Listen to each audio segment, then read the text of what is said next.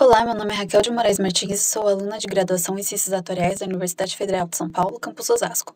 Esse vídeo foi elaborado sob orientação do professor Luiz Augusto Maluf como parte da unidade curricular Análise de Dados Aplicada, cursada por mim durante o segundo semestre de 2024. Neste vídeo, iremos apresentar o cálculo e análise do valor em risco, o VAR, da ação Show 3 da Time for Fun para uma posição comprada na data de 28/11/2024 para um período de manutenção de 1 até 30 dias, utilizando-se do método GART. O período analisado é de 23/5/2016 até 28/11/2024. Antes de tudo, devo esclarecer que esse trabalho não tem como objetivo recomendar a compra ou a venda da ação em questão. A análise foi conduzida utilizando o modelo GART, amplamente utilizado em finanças para estimar a volatilidade condicional dos retornos financeiros. Esse modelo permite capturar a variância condicional dos retornos de um ativo como uma função dos retornos passados e das variâncias condicionais anteriores, sem a necessidade de impor a hipótese de normalidade dos retornos, conforme destacado por Moretin e Maluf-Essano.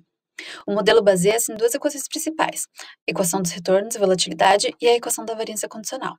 A estimação foi feita com a T-Student assimétrica, que considera caudas pesadas e assimetrias.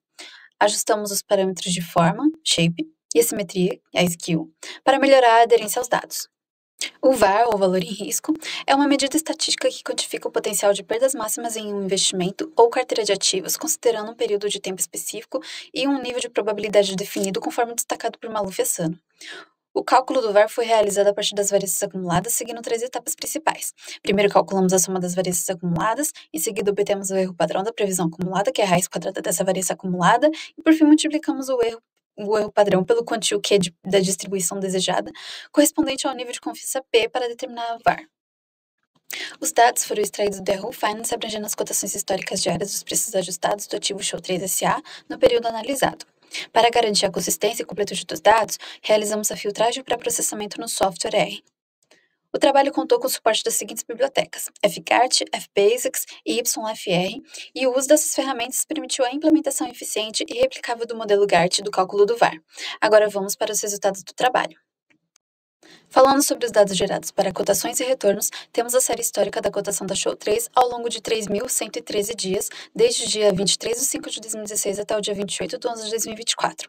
Observamos que a série oscila ao longo do tempo, sem média ou variância constantes, um comportamento típico de séries financeiras. E no gráfico dos logs retornos, cobrimos o mesmo período. Essa abordagem permite analisar variações percentuais ajustadas que são mais adequadas para a modelagem estatística. Aqui temos a função de autocorrelação da cotação da Show 3, que nos ajuda a identificar padrões nos resíduos do modelo. Observamos que os valores da ACF das cotações são próximos de 1 e diminuem levemente ao longo das 30 defasagens, mas não chegam a zero. Isso indica que a série da cotação não é estacionária. Já para os logs retornos, o comportamento da ACF é diferente. A autocorrelação decai rapidamente para zero após a primeira defasagem e os valores permanecem dentro dos limites de confiança nas defasagens seguintes, o que indica que a série é estacionária. Ao analisar a ACF dos quadrados dos log retornos, confirmamos a presença de heterossedasticidade condicional. Isso significa que a variância de um dia depende da variância do dia anterior e assim por diante, ou seja, as variâncias estão correlacionadas.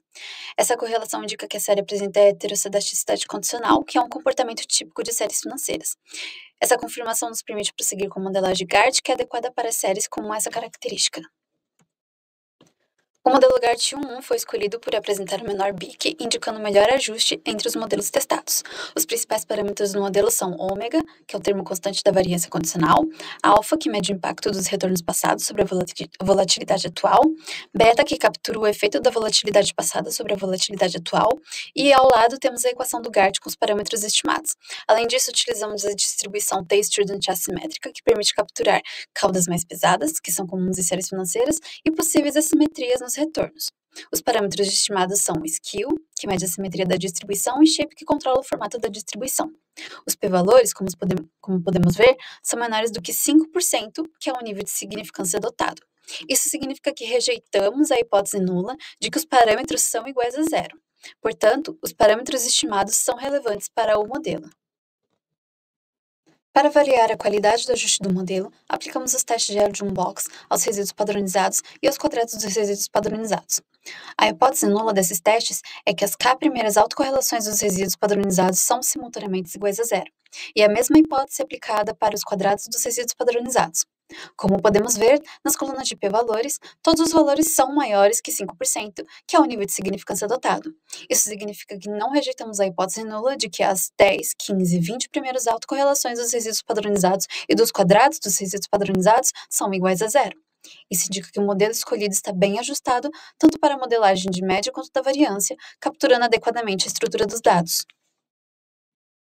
Em relação ao histograma dos resíduos padronizados, podemos ver que a curva azul sobreposta sugere que o modelo foi corretamente ajustado à distribuição t-student assimétrica, que representa melhor a variabilidade dos resíduos em comparação com a distribuição normal, indicada pela linha vermelha. Aqui temos o log retorno com os limites inferiores e superiores e seus contis de 1% e 99%. Aqui temos a projeção do VAR e os log retornos acumulados, calculado com uma probabilidade de 99% para o período de 1 a 30 dias, a partir do dia 28/11/2024. A partir dessa análise, conseguimos entender melhor os riscos envolvidos na variação dos retornos da ação da SHOW-3. Podemos concluir que a perda máxima estimada para a ação SHOW-3, considerando uma posição comprada em 28/11/2024, é, para o horizonte de um dia, 8% de perda sobre o capital investido, com 99% de probabilidade; para um horizonte de 10 dias, 26,56% de perda sobre o capital investido, com 99% de probabilidade; e para um horizonte de 30 dias, 50,01% de perda sobre o capital investido, com 99% de probabilidade. Esses resultados indicam que a ação SHOW-3 apresenta alta volatilidade, com o risco aumentado à medida que o período de manutenção da posição se prolonga. Para concluir, nesta análise utilizamos modelos econométricos para estudar a série de retornos da ação SHOW-3, avaliando sua volatilidade e estimando o risco associado. Primeiramente, verificamos que a série de cotações não é estacionária, enquanto os log retornos apresentam características de estacionariedade. Além disso, observamos a presença de heterocedaticidade condicional, o que motivou a aplicação do modelo GART-1. Esse modelo, com distribuição t-student assimétrica, apresentou um bom ajuste conforme indicado pela análise dos resíduos padronizados e das funções de autocorrelação. Isso nos permitiu capturar a dinâmica da volatilidade da ação ao longo do tempo. Por fim, realizamos a estimativa do VAR para diferentes horizontes de tempo, onde concluímos que o risco aumenta conforme o período de manutenção da posição se estende. Em resumo, o estudo demonstra que o modelo GART é adequado para modelar a volatilidade da ação SHOW-3 e pode ser uma ferramenta útil para análise de risco e tomada de decisão no mercado financeiro. Estas foram as referências utilizadas. Muito obrigada pela atenção e até a próxima!